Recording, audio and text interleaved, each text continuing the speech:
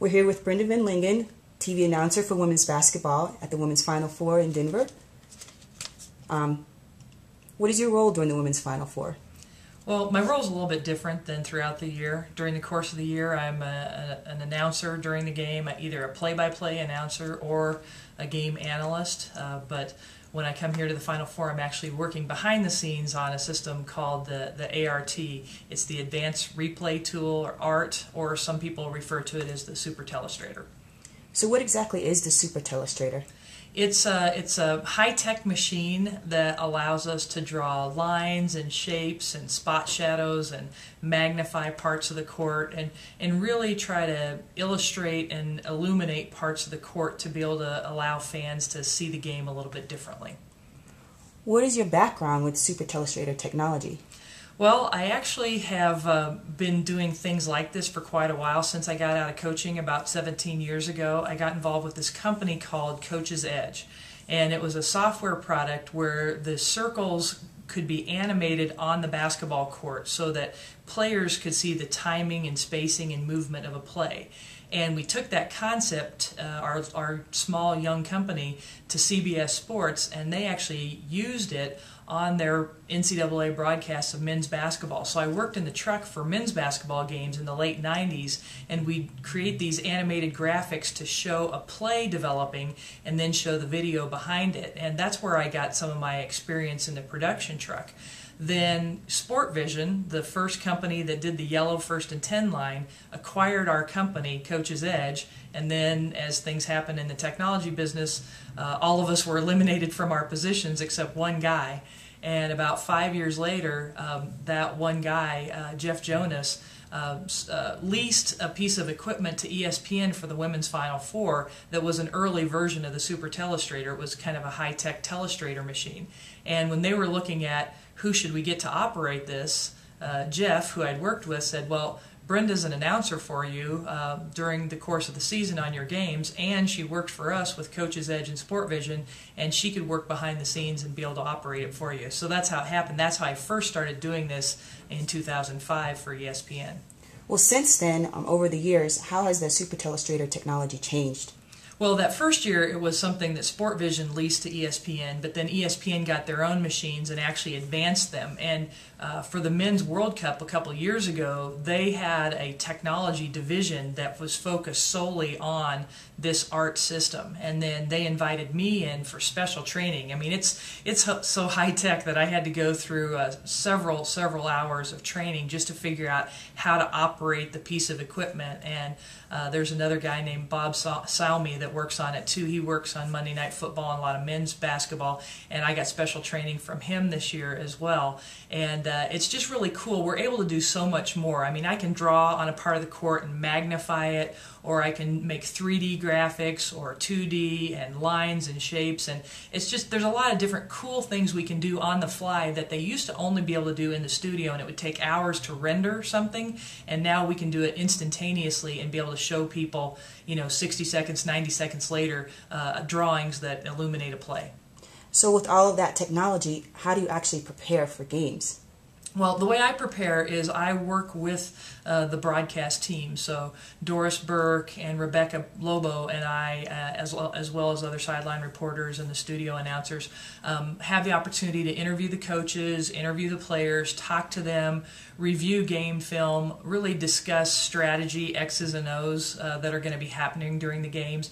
And then we talk about what are some of the key elements coming up in the matchup. What do we really want to illuminate? How do we want to show Brittany Griner's impact in this game? Or how do we want to show how Stanford or Notre Dame may expand their offense to draw Brittany Griner away from the basket?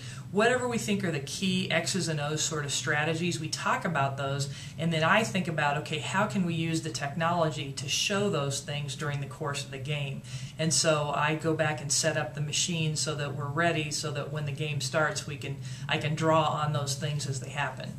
So then when actually the game starts, what do you do during the game? Well, I sit in the production truck. There's the big production area where the producer and director and all the assistant graphics people are in one area, and then I'm in a little cubby hole right beside them. There's me and Kimberly, my video operator, and we have a bank of about 10 screens in front of us, and we watch the game from there. And Rebecca Lobo is talking to me during the course of the game saying, hey, there's a good play that we might want to draw on, there's a good play. So we clip off those plays as we see them, and as those plays start developing into part of the storyline, then I start drawing on them, and then I try to sell to the producer that, hey, we have this drawing, and Rebecca's ready to talk over it during the game, and they might say, well, we've got a coach's interview right now, or we've got another feature, so it's not going to fit, or they might be able to fit it in. And so then my drawing is already all done and prepared, and then they shoot it out on the air, and then Rebecca or Doris Burke, the game announcers, are able to describe the action using the drawings that I put together. Why don't you take a look? We'll look at some of them that I've already drawn. Okay.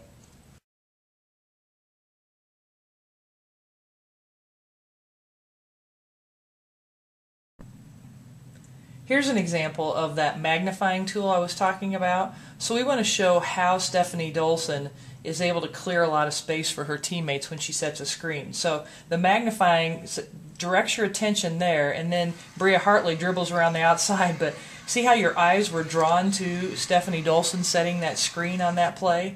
So that's what the magnifying tool really does, is allows you to really focus on a part of the play.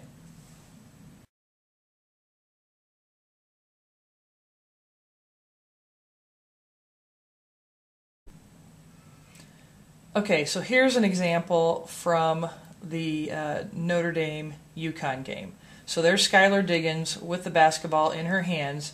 Devereaux Peters comes and sets a screen for her, but look at where Dolson is playing, who's defending Peters. So as the screen comes, Dolson doesn't step out enough on Diggins, gives her enough room to hit an outside jumper.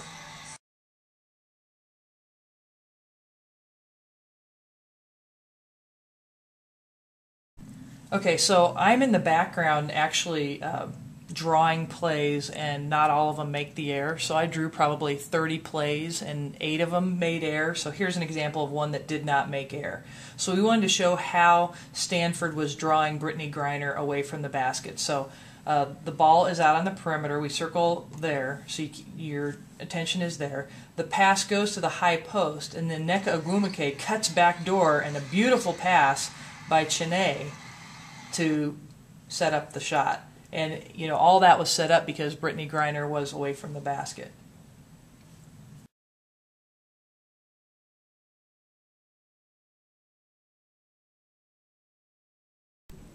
Okay, so I've got this geekiness and this nerd in me as far as the technology, but I still have my coaching background. I love the X's and O's, and I would love to be able to show you this whole play, how it develops, but we have to do it quickly for television.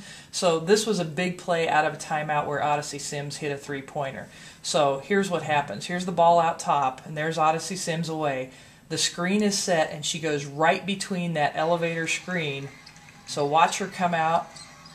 Her defender gets caught up. She hits a three. It was a huge three coming out of a timeout for Baylor.